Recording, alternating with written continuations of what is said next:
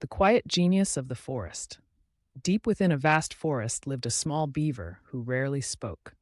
While the other animals boasted about their strength, speed, or bravery, the beaver quietly spent his days studying the river and building small structures along its banks. "You work too much for such little reward," he said. The fox laughed at him. "You work too much for such little reward," he said. The deer ignored him, and the wolves barely noticed him at all. Because the beaver was quiet, many assumed he was unimportant. One summer, dark clouds gathered over the forest, and heavy rains began to fall. The river swelled higher each day, rushing faster and stronger than anyone had ever seen before. The larger animals panicked. "You work too much for such little reward," he said. Trees were swept away, burrows filled with water, and the river threatened to flood the entire valley. None of the strongest animals knew what to do.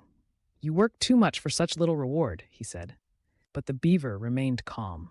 Over many seasons, he had carefully built channels, barriers, and strong dams hidden among the trees.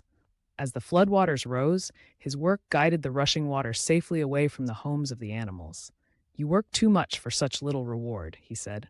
When the storm finally passed, the forest was still standing because of the quiet beaver's preparation.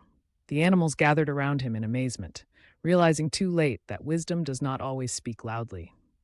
Moral: true intelligence often works quietly while others seek attention.